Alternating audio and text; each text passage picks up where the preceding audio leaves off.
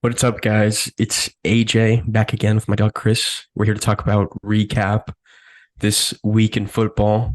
As you can see, we're improving a bit the setup for the both of us. So, yeah, let's get into it, man. Thoughts on this weekend, past weekend? All right. So the first game we're gonna tackle right now into that would be Real Madrid versus Osasuna. So I just want to talk about this game really quick. I know that we were talking about how Vinicius was very uncertain into that lineup, especially after that injury. But I would like to say Vinicius is back. You know, this he's back. He scored a goal this weekend. So props to him. I don't think he's gonna have any more trouble after this. He's obviously healthy. So and Ancelotti making some weird changes in the Real Madrid squad. We don't really have a center back right now. Two of them are injured. Nacho has a red card. So Tuchemi played as center back this weekend, and he didn't do bad. A lot of players playing out of position. Camavinga plays left back sometimes. Another great game from Jude Bellingham this weekend, scoring 2 goals. Still on that Ballon d'Or mention. Uh, I don't think that shout was as crazy as I thought it was going to be. I mean, he's only what 20 years old. We've seen stranger things in football, but yeah, good performance. What did he score? Two goals? Yeah, 2 goals. Um, Yeah. one of them was beautiful. The other one, was a weird goal, but yeah, we got Jose Lu being very vital in La Liga. So far, he scored in every Liga game he played.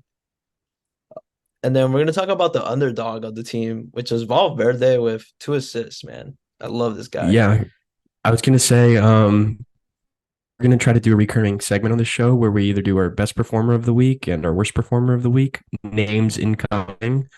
But I would agree with Fought Mob in saying that he was the player of the match. Low key though, great match, but low key didn't get on the score sheet, but providing for his teammates, which I think is just as vital. Yeah. And then we also have Rodrigo that was sitting on the bench.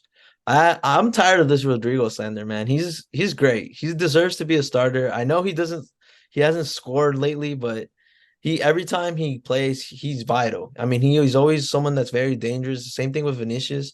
I think we just need to stop talking shit. Like Rodrigo definitely deserves to be at Real Madrid. For me and personally, I don't even think we need another nine. I think you just give this kid time. I know constantly people are like, look, we don't have a number nine, blah blah blah. But Rodrigo is that man. Yeah, I think they forgot, bro. They forgot he's him. Remember that Champions League final?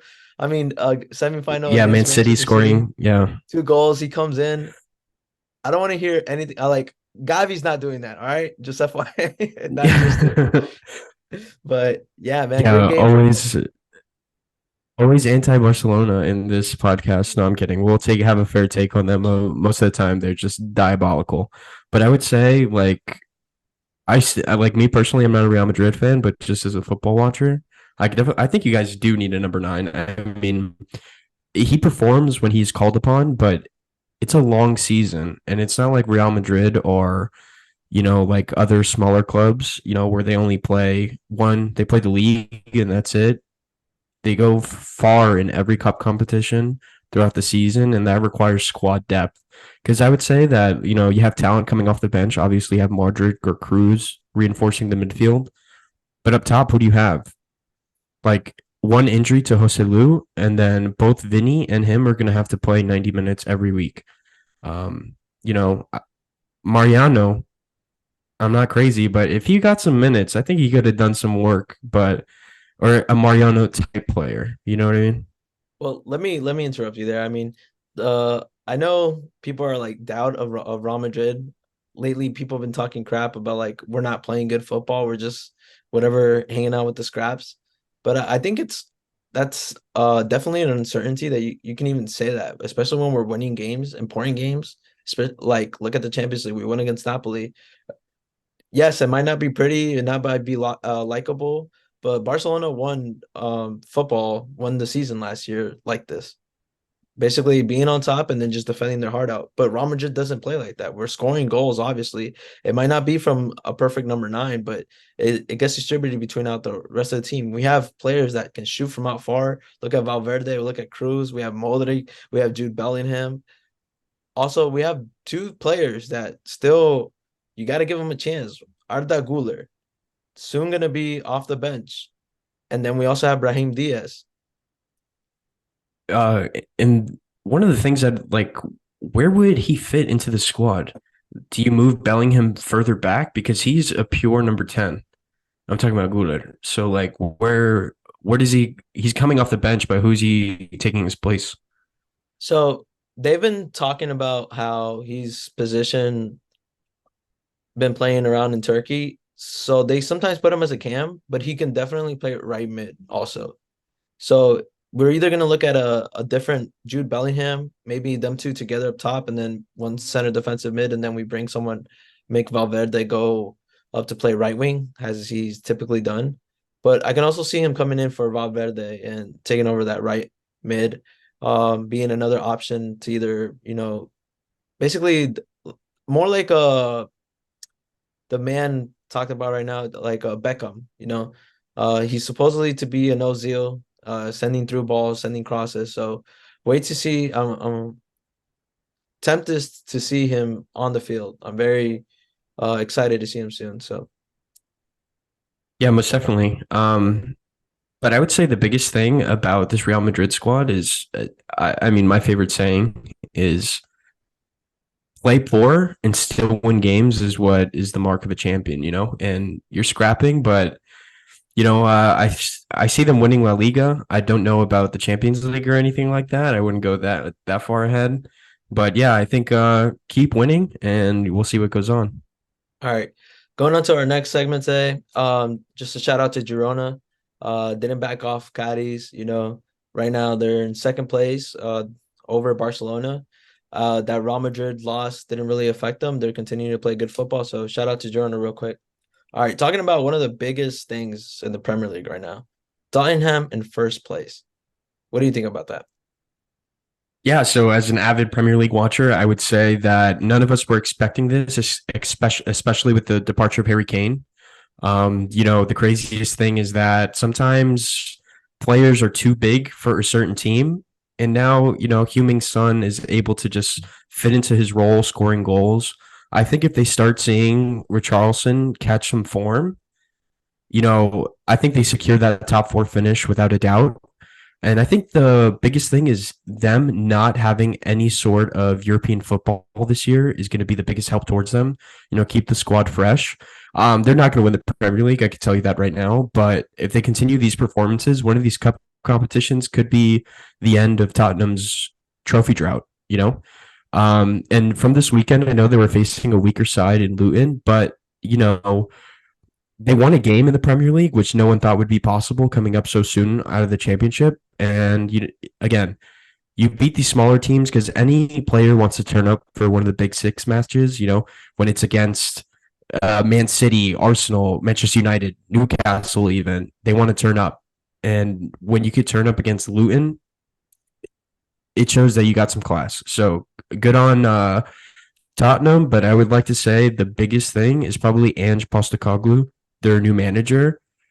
He's a winner wherever he went, but it's in smaller leagues like in Australia, Japan, and then his last job at Celtic, which is no small club, but the level of football in the competition is not as high as it is in the Premier League. Going great, having them play attacking football, exciting football, which over the past couple of years with Jose Mourinho and Antonio Conte has not been the case.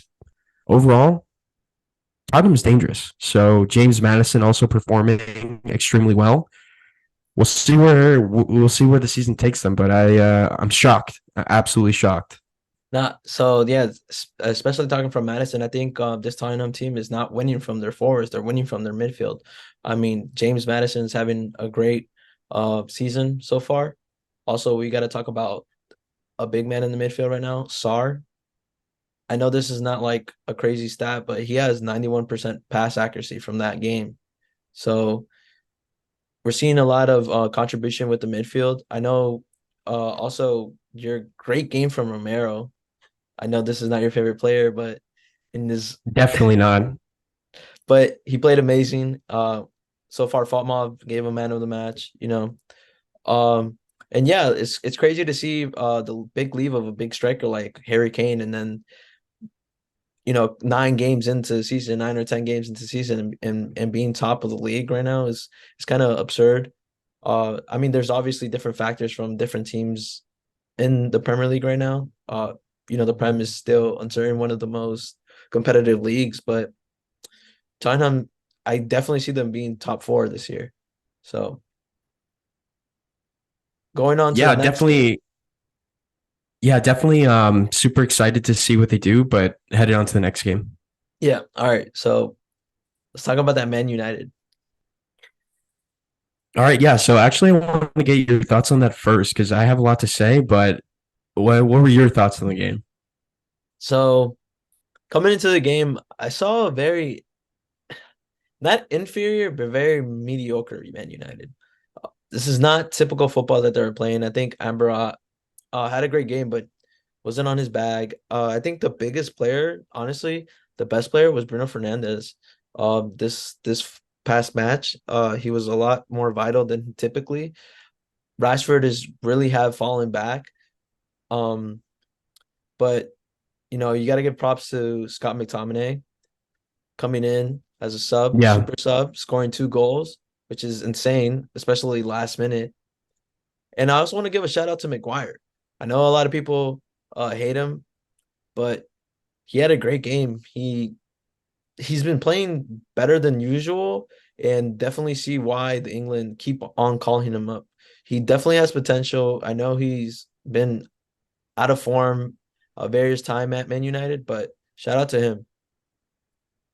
yeah. So the craziest thing with Maguire is in 2020, he was one of our best players. I mean, we played a Europa League final and he was injured. And I remember the whole entire fan base saying we would have beaten Villarreal if we had Harry Maguire in the starting lineup. I know that seems like a lifetime ago, but he could do a job every once in a while.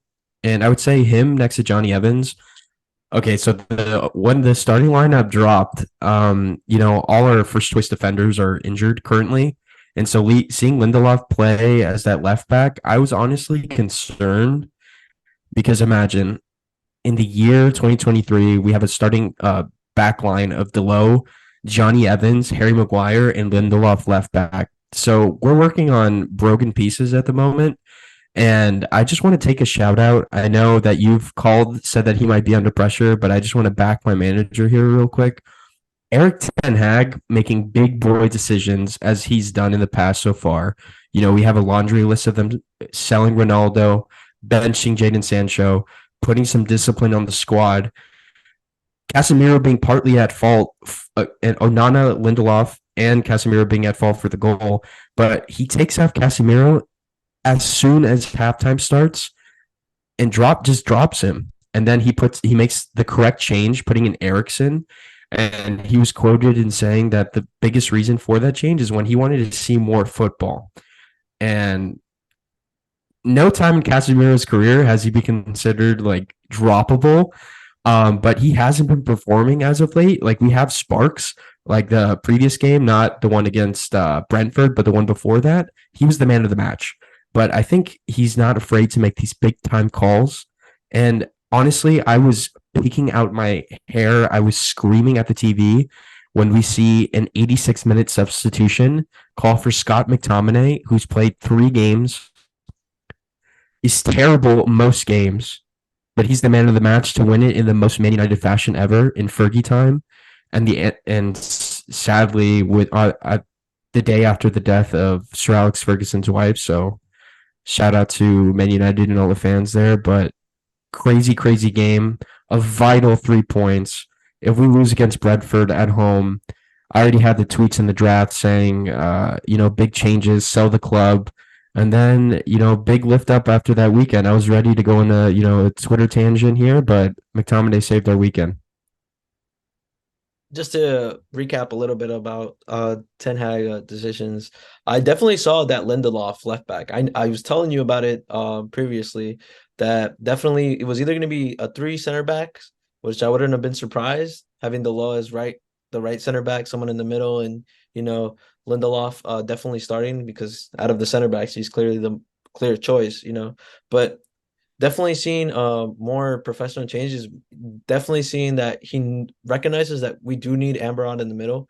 I think the Casemiro change was going to go either or. I don't mind seeing Eriksen coming in for Casemiro. I mean, definitely, you also have to think about it's a team game. It's the same thing. We need squad depth. Sometimes a different character in that position might give that extra boost. And definitely that's what I was talking about. As soon as Ericsson came in, more balls were coming into Bruno, a little bit more game was coming up. But shout out to Scott McTominay, big win. And let's move on to Chelsea versus Burnley. Yeah, so Chelsea scoring some goals. Absolutely shocking.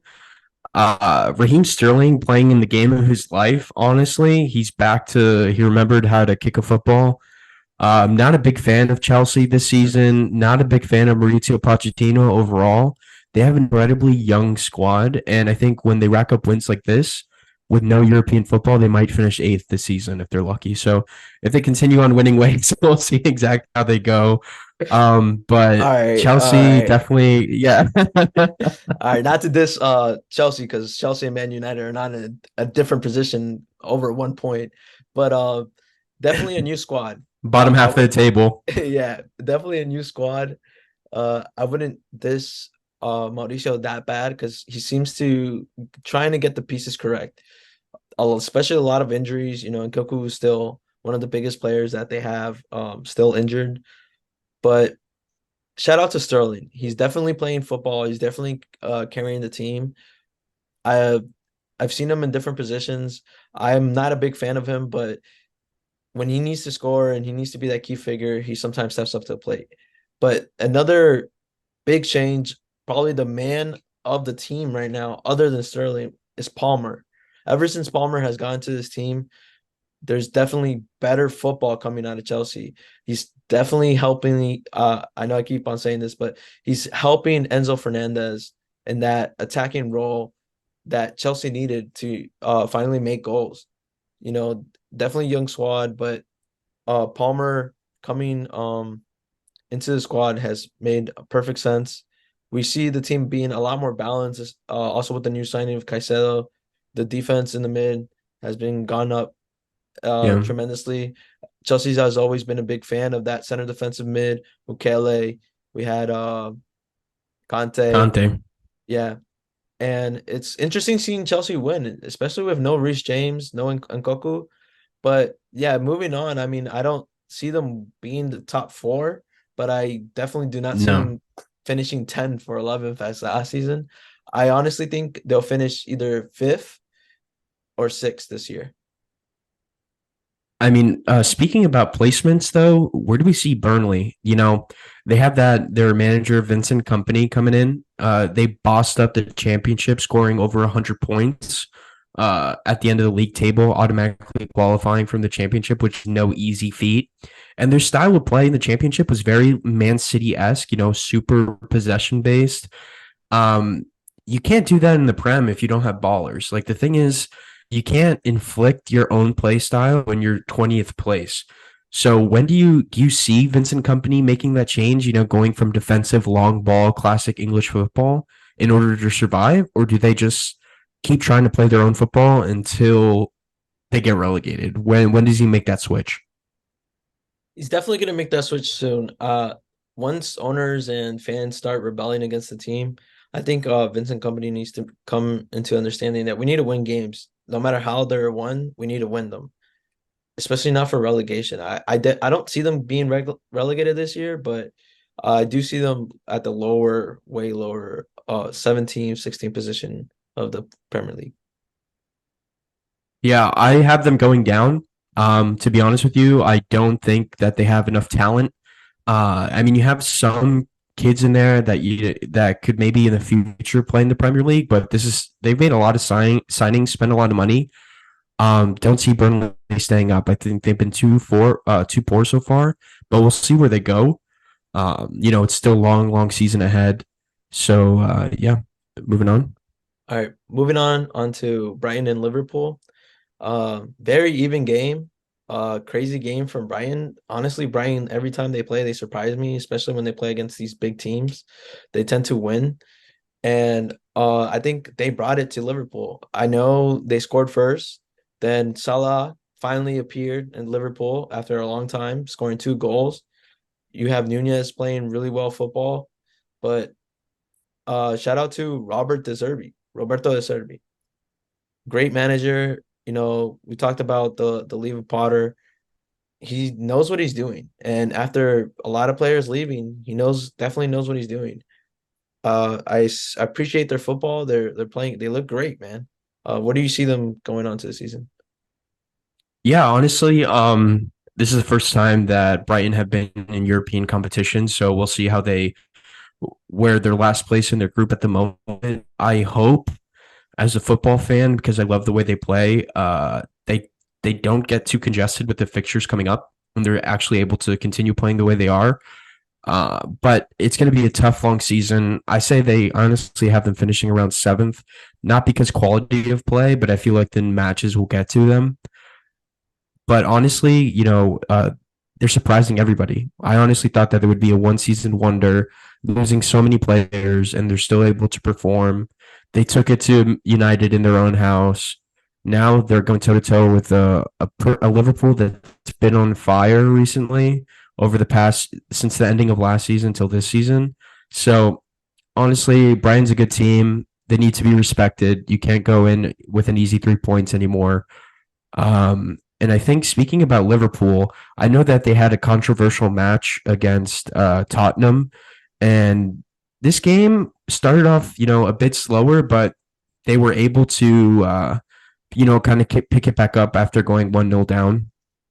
Not a biggest Liverpool fan, but I see them finishing top four this season. I feel like their new signings have actually done quite a bit. You see McAllister and Dominic Szoboszlai coming in, and Nunez remembering how to shoot. And I think that's something that they definitely needed if they want to continue with that top four race. Don't see them doing anything else. Maybe win a Europa League. But other than that, Allison Becker also with a poor match. I think also very props to Luis Diaz. I know he came back from injuries, but this season he's been really great. But yeah, moving on. Let's talk about Granada versus Barcelona. Very controversial games for Barcelona lately. A very uncertain Barcelona. What's your opinion on that? Yeah, so they're just not performing up to the talent that they have. I know I like to mess with Barcelona fans quite a bit, saying that they're garbage and whatnot, but they have some ballers on this team. I think that young kid, what's his name, Yamal, Yamal. he's phenomenal. He's gonna continue growing into that team, that side, and without their loans, honestly, I have no idea where they're gonna be. João Felix is back to being João Felix, not necessarily Chelsea Felix, or he's not sticking up La Liga again, but he's performing pretty well. I think it's a good thing that Gundogan left the Premier League because he fits that more tactical style of La Liga. He doesn't have to run as much. He's able to kind of just dictate play, especially with De Jong out so far.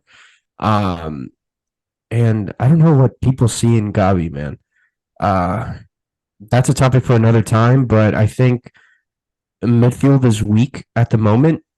If Gundogan doesn't put in the performances that he's known for, this team could struggle. I liked seeing Ferran starting. A shaky performance, but overall, Barcelona is lucky to get a draw here. Yeah, just to talk about the game a little bit. I mean, honestly, I think it was a fair tie. Uh, very lucky at the end that they managed to tie. Man of the match, definitely Brian Zaragoza from Granada. Very deserving 2 goals. He played amazing. They weren't afraid of Barcelona. They stepped up to the plate. I think definitely the referee helped Barcelona win this game. I mean, tie this game. Honestly, it was more like a win to tie the game because they were down bad. I know they have a lot of injuries that are definitely not playing into their hands with Rafinha being injured, Lewandowski being injured, Kunde got injured this game. Very unfair against in their favor, but very mediocre football from Barcelona. There's no superstar, there's no tiki taka, there's no possession base. I think Gundogan has made that perfect fit, especially with De Jong not playing, has really saved them. But yeah, I see Barcelona if they don't step up real soon and don't win these games and a lot of continuous ties, finishing either third or fourth this season. But yeah, that's all I Yeah, really have to say. one more thing is to talk about the fragility in their midfield, as we brought up already. But when you have your second best option coming off the bench being Romeo, who used to be a Southampton legend, like not good looks, not good looks. Well, I assume that they'll do some business in January, but overall, like you said, they're gonna struggle anyway. Yeah. All right. Let's move on to the game of the weekend, Arsenal versus Man City. You called it. I'm sorry. I was just gonna say off the top, you called it. Yeah, yeah, I I did, I did. I'm glad they give me props there. Yeah, um so the biggest thing, let me start off here. Let me start off here. I just want to say that Manchester United, not to go back to them, but with all these injuries that we have, we're still able to pull a win. One injury, one injury to their best player in the midfield, and they start dropping Premier League games like crazy. I said it was going to be a factor with him out, and it was. Martinelli, I don't give him enough credit. It's just banter most of the time, but what a player, able in the toughest moments to score a goal for Arsenal, putting them second, tied on goal difference to their arch rivals, Tottenham. But this was a big win, not necessarily plus 3 points, which is always a big deal, especially against Man City. But psychologically, this is going to be the second time that they face Man City this season in a win. After crumbling against Man City, what was it, 5-1, 4-1 last season, when they needed to get a win at the Emirates. So definitely large character personality changes that needed to happen if Arsenal was going to be anybody this season. And I just think that the goalkeeping change in the back, switching from the English goalkeeper up to the guy that they got. I'm sorry, I'm forgetting his name. Is this the goalkeeper's name? Help me out here. give me a second. I'm Raya. tripping. I can't. This is Raya, how. Raya, Raya. Yeah, yeah. Oof. The Ball knowledge Spanish is lacking. goalkeeper. No, but yeah, Yeah. yeah. But with him coming into the team, Arteta had to make a tough decision to drop Ramsdale and bring this goalkeeper as his new number one. And I think after this performance, he's definitely going to stay in that position as the number one goalkeeper for Arsenal. But also Saliba, bossing up one of the best strikers in the world right now, one of the most physical, outpacing, being stronger, playing harder than Erling Haaland is something. If I was an Arsenal fan, I definitely want to see. Just overall decent performance and big games like this. Sometimes the football's not going to be as great, and you just need to scrape by and get a win. And Arsenal did that this weekend. All right. So yeah, talking about that center back, I think after that Real Madrid performance between Rudiger and Haaland, I think a lot of players are starting to notice that look, if you don't give him the chance to even run at the ball, if you just definitely body to body, big man up him, he's not always going to be as physical because he wants to score the goal. So he's not going to be focused more on that pushing and pulling. Definitely showing character, definitely stepping up for the team. We're looking at a very mediocre Manchester City, and we talked about this before, where this is not typical Manchester City football. I know that it's possession based. They won against RP Leipzig, but today with the miss of Kevin De Bruyne, with the miss of Gundogan, we also not seen Stones play as much. Definitely a different Man City. Respect to Ake and Walker, who still showed out. Were defending well. The first half was definitely in Man City's hands, but man, did Arsenal ball out that second half? Gabriel Martinelli, respected player, definitely Yeah, a got to give him starter. his props. Yeah, it's weird not seeing him start. He just came back from an injury. He was also very doubtful coming into this game. No one knew that he was going to play. But coming in and scoring against Man City, you're chipping giant piece by piece, and like you said, yes, this is a big change for the season. We're seeing Arsenal that is not afraid of Man City anymore. Yeah, biggest thing. And I guess after winning a treble, they are human, it seems. After last season, large stretches where they were unplayable. You couldn't even think about getting a point, let alone beating them. And Arsenal doing that twice so far. The return game is going to be just as interesting, if not more interesting, because I feel like the league will have more weight in it by the time we're about 30 games in, obviously. And it's going to be at the Etihad. So let's see if they could get it done in the future over there. Yeah, and definitely another very important topic about Man City being out of the EFL Cup. You know, these are two tournaments that they're basically giving away little by little. Uh, I really want to see what they're gonna do in European Champion. I know they're still gonna fight for that first place spot, but maybe be maybe do you think it's gonna be the sack of Guardiola this year? Maybe some difference in that coaching staff or no? No, no. I think every team, especially a team that has performed as well as they had last season, winning a questionable treble, they are still have amazing depth. It's just a blip in form. I think they smash another team coming in next week, maybe 2 weeks, hopefully not the 29th against Manchester United, but they smash a lower level team. They get back into form. Rodri comes back in. And I think we're just seeing how crucial Rodri is to this team. I mean, was it the Champions League final against Chelsea? Rodri didn't start. You lose the game. Havertz, of all people, go ahead and score a goal on you. You lose the Champions League. So Rodri is the most important player to Manchester City, the best center defensive mid in the world, bar none, sadly. But overall, I think City will be fine. All right. Let's talk about a little side quest. Let's tackle the MLS with Inter Miami. Out of the Okay, wait, wait, MLS. wait, wait. Before we start, I just want to say we're not bandwagoners. We have been season ticket holders for 2 years in Inter Miami. This is not new. Anyway, sorry for interrupting, but I just had to let the people know. Go ahead. All right, all right. Yeah, we were there from the start, before the Messi fans started tackling. We were there for all the losses at home, losing against Orlando terribly. Um, we're here, man. It's very disappointing because the team is definitely has gone better with the arrival of Tata Martinez. I don't think Messi does play a big factor, but overall just the team and quality of play, they're not getting the results that they deserve in a way. I think a big thing also is Tata's um lack of choice sometimes. I think he plays a little bit of favoritism to certain players that shouldn't start.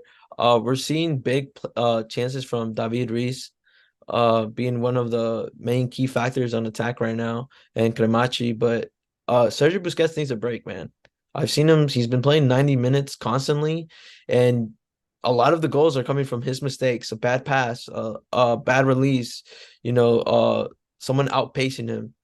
Uh, what do you think?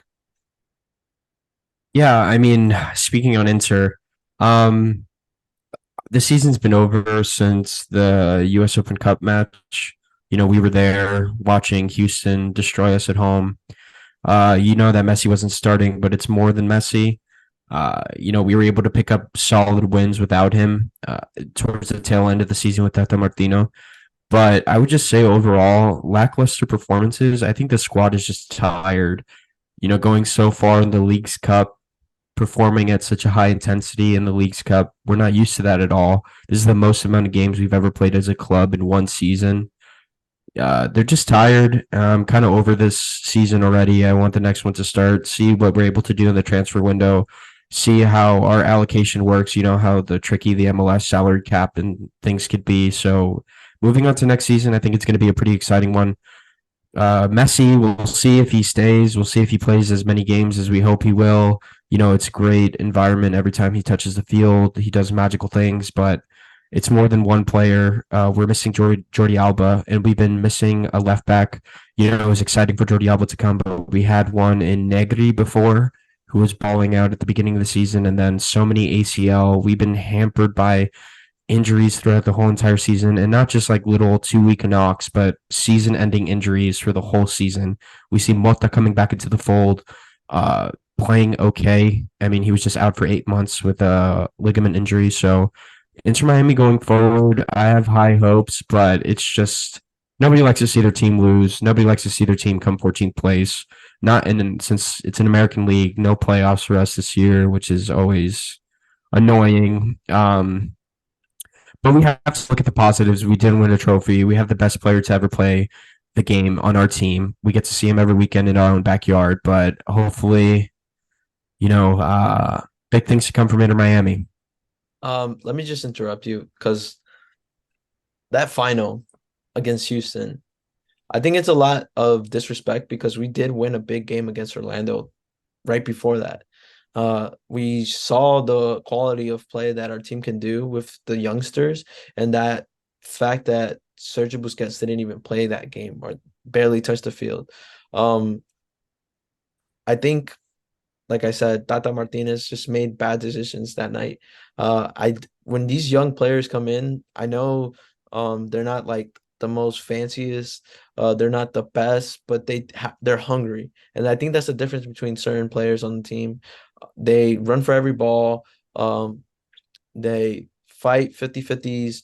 They don't care to get pushed or hurt a little bit, scrapped up. So, and they definitely have the resistance to play these 90-minute games.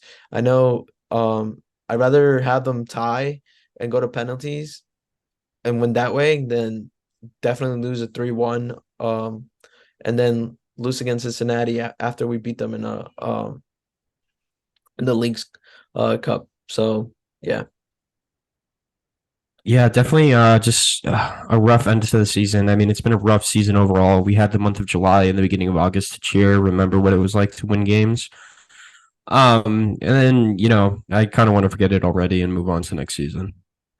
All right, so today, Eden Hazard, the best player to touch the Premier League ever, Oh my has God, bro. decided to retire.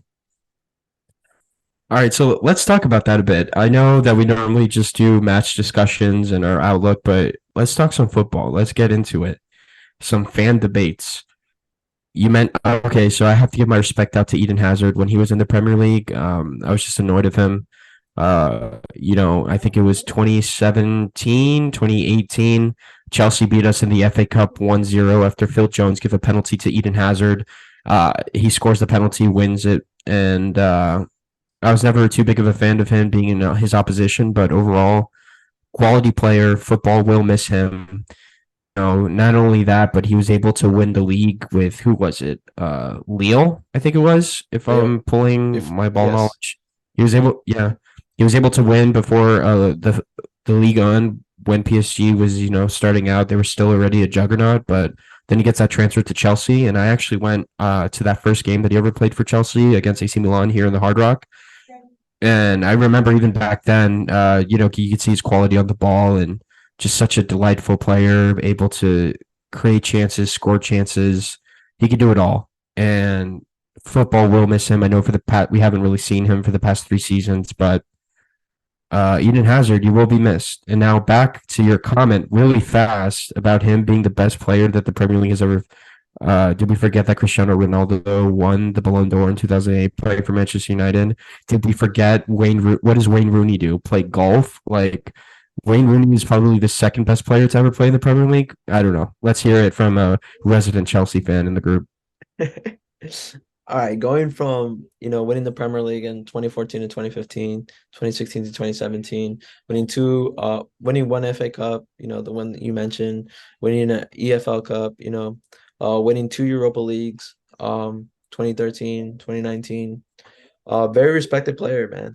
Eden Hazard definitely was one of the phenomenals watching after the leave of Ronaldo in the Premier League. Probably one of the most favorite players in the Premier League. The way he would just dribble. A lot of people were comparing him to Messi at a certain point, especially in 2014. Um, Respectfully, yeah, Eden Hazard. Um, I think his biggest fail was not leaving the Premier League too soon. the Premier League puts a very big toll on your body. You play too many games at certain points, a very physical league.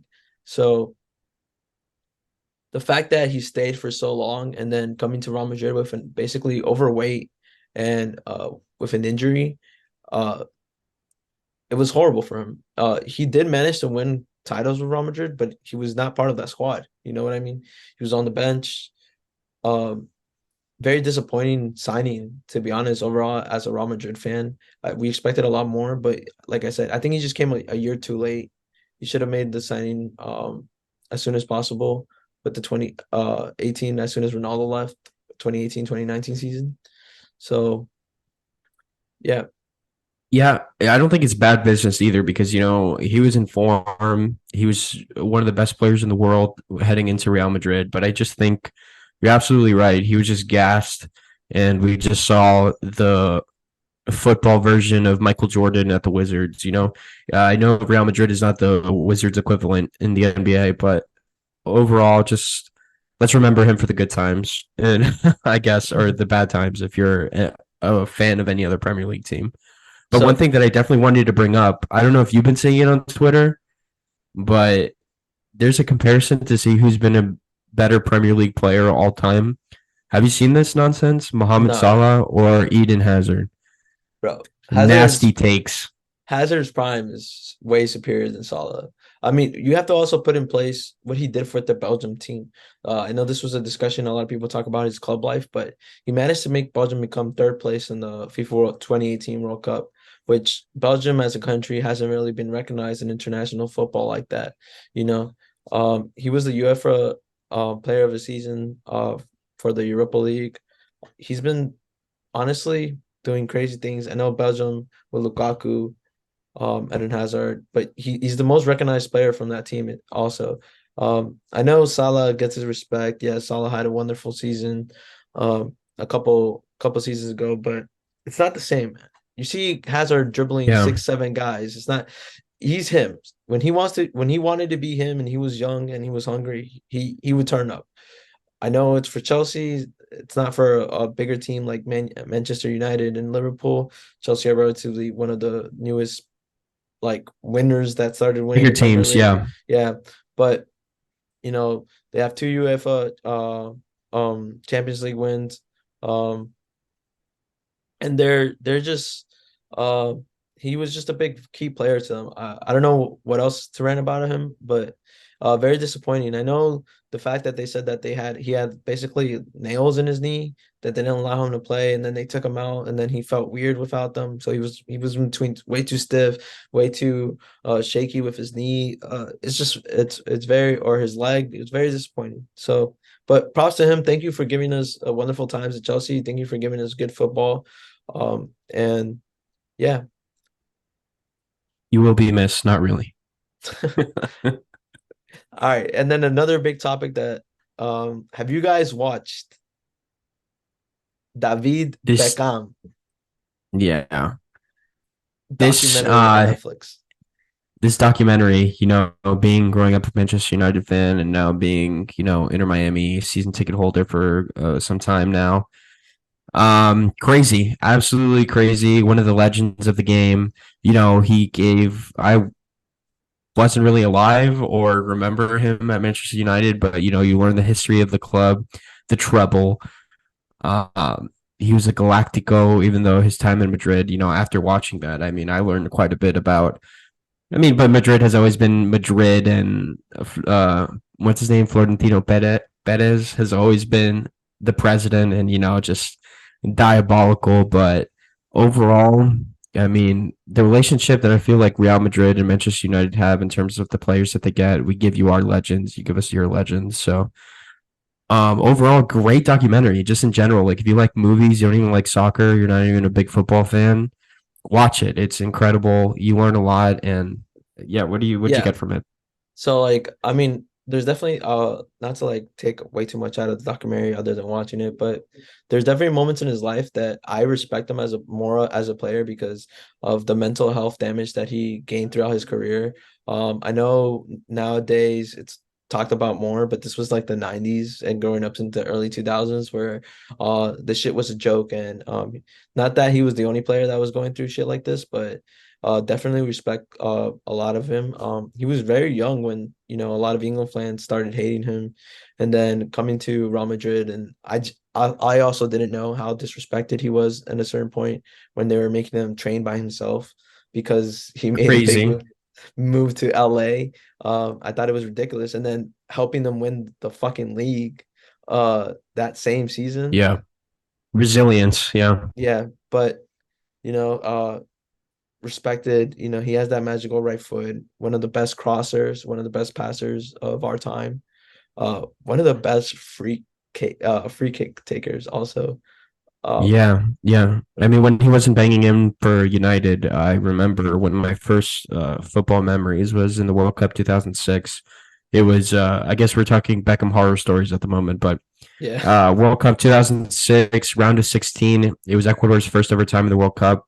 It was tied 0-0, I think, until like the 70th-ish minute, and we get knocked out by David Beckham free kick 1-0. So you gotta love him, you gotta hate him. Well, let's also talk about like respected player, but what a respected man for making that big difference in the MLS. Honestly, he's the face of the MLS. He was one of the big superstars that came out to LA Galaxy. He's one of the big superstars to actually buy a team. I don't know how certain 100% of an owner he is, but he definitely invested into this league, and then being one of the main contributors of bringing one of the biggest names in football, Lionel Messi.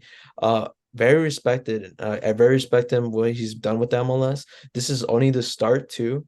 Um, Obviously Inter just won their first trophy. Like, what do you think about that? Like, what do you think about the MLS going on and David Beckham's influence?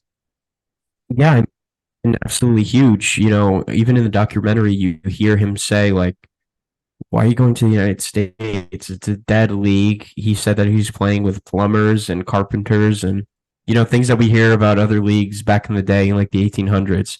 And I know that the MLS has progressed tremendously in the past. I even want to say 10 years, 5 years. It's a completely different game. You have internationals playing in the US now, which is incredible. And I think it's only going to get bigger. I know Messi's here now, which is exciting, but just like even the average MLS player is leagues above what it used to be. And I'm excited, living in the United States, having a local club here to be able to support. It's an amazing feeling to be a part of this movement, especially going towards the World Cup in 2026. Moving forward, we have Copa America being hosted here again in 2024. We have the Club World Cup here in 2025. And then the biggest sporting event in the world, 2026 World Cup. So football is here, the US. We call it soccer. Soccer's here in the US, and hopefully it's here to stay. I know there was some statistics saying that it might be as big as hockey now. I think we have way surpassed. I'm not looking at any numbers right now, but in terms of viewership, especially with Messi worldwide, I think we have a poll now. Um, I know the money situation is something that is a bit different than leagues like Saudi Arabia, which we've seen a massive growth in so in such a short time. But I think that's what keeps the league competitive. I mean, we've had no back-to-back winner in the MLS since I think its formation with like LA Galaxy or DC United. No team has won back-to-back, so there's a lot of parity. It's an exciting league. Anybody could beat anybody on a certain night. A lot, and I think on the commercial side, even not even thinking about Messi, but actually having a streaming platform that cares about showing and growth of the MLS and Apple TV. ESPN did a terrible job since the first games that it streamed of the MLS. It was its original partner and did nothing to promote the league. And now we see a big push on every Apple product. I mean, you see on their when they're dropping new iPhones, they have the notification that Miami is beating Atlanta in the preview and everything. So big ups to big ups to the U.S. soccer, and our national team is even doing pretty well. Compared it's just looking great for somebody who cares so much about a sport that's not the number one sport in their country. No, definitely. I mean, Christian Pulisic, very recognized player, Capitan America, Captain America, as we like to call him. A lot of big players coming in from different regions of the world, from England, from Germany. We're seeing a lot of our players going to play European soccer and bringing that growth back. You know, they all started from here. A lot of them started from here and moved out. Chris Pulisic starting from the Carolinas, and moving to Germany at a very early age. It's well respected. You know, it's like the Messi story from Argentina to Spain.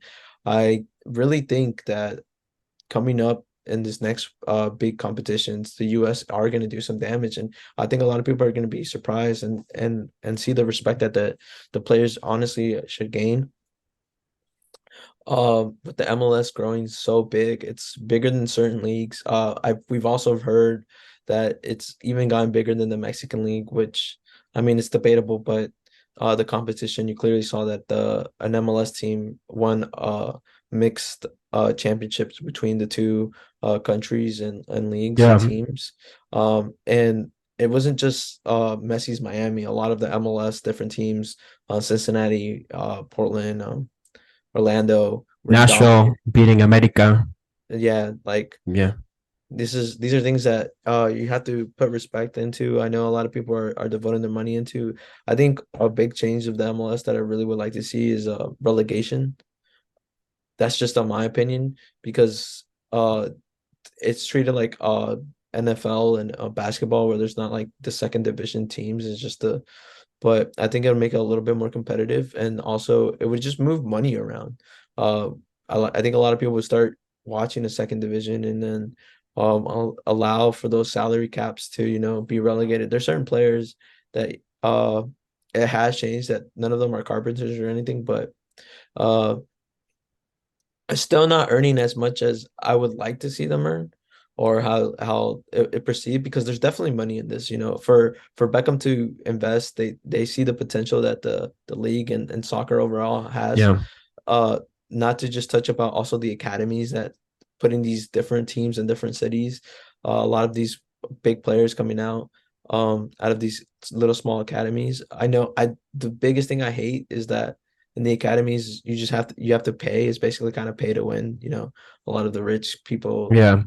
but if we start making it more accessible for everyone and taking it a lot more serious, uh the as long as same thing as like the draft, having kids coming out from high school playing directly to MLS, I think it'll be more respected. So Yeah. Just overall positive looking forward. I mean, very, very excited to be a fan of US soccer at the moment.